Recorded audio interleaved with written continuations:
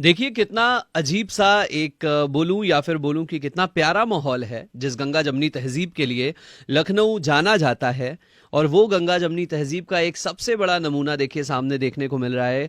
रमजान और नवरात्रि लगभग एक साथ शुरू हो रहे हैं, एक साथ चल रहे हैं। मेरे साथ में इस वक्त हमारे लखनऊ शहर के मुखिया, लखनऊ पुलिस कमिश्नरेट, हमारे कमिश्नर साहब हैं। सर, वेलकम टू प्रतीक का शो।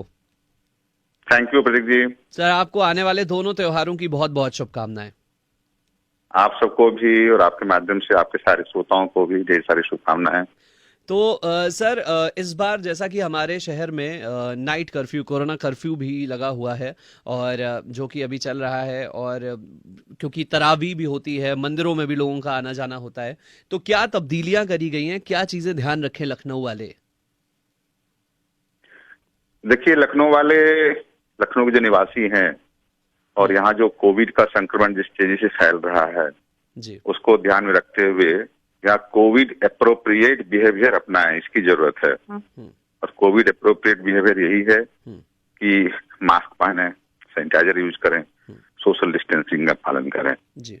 और वैक्सीनेशन काम भी चल रहा है, जो वैक्सीनेशन के लिए जो भी जिनकी एलिजिबिलिटी है वो वैक्सीनेशन कराएं।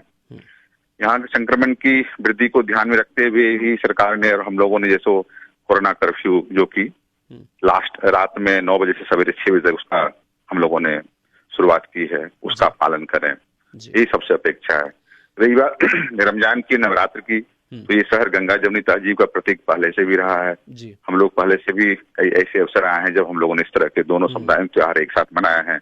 अभी हाल में ही देखा होगा आपने कि होलिका दहन जिस रात्रि थी उसी रात्रि शबे बारात थी, दोनों कार्यक्रम सकुशल संपन्न हुए। ये दोनों कार्यक्रम से भी सकुशल संपन्न होंगे। मुझे इन दोनों कार्यक्रम के सकुशल संपन्न होने पर ज्यादा चिंता नहीं है। मुझे ज्यादा चिंता है, शहर के सारे वासियों को ज्यादा चिंता है कि हम कोरोना संक्रमण को कैसे रोकें, क्योंकि ये भयावह स्थिति होती जा रही है।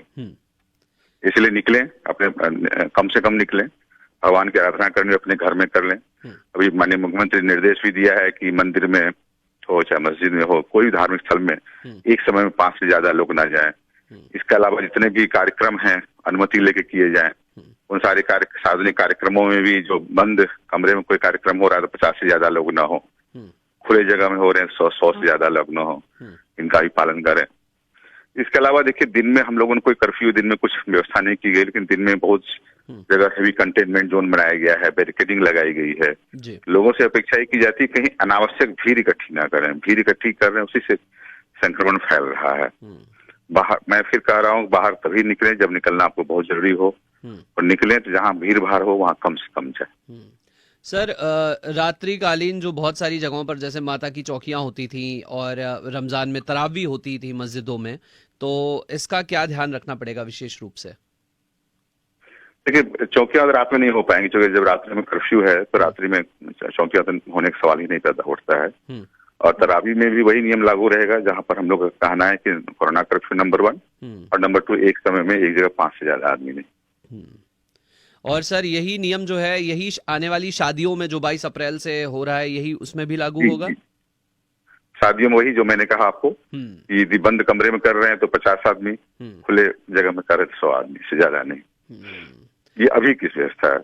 जी जी सर, बहुत बहुत शुक्रिया सर। और मैं एक चीज़, अपनी एक गुजारिश आपसे ये करना चाहूँगा, क्योंकि मैं देख रहा हूँ हर चौराहे पर रात दिन लखनऊ पुलिस कमिश्नरेट बहुत एक्टिव है, तो आप लोग भी अपना ध्यान रखें सर, क्योंकि आप लोग हैं तो हमारा कॉन्फिडेंस है।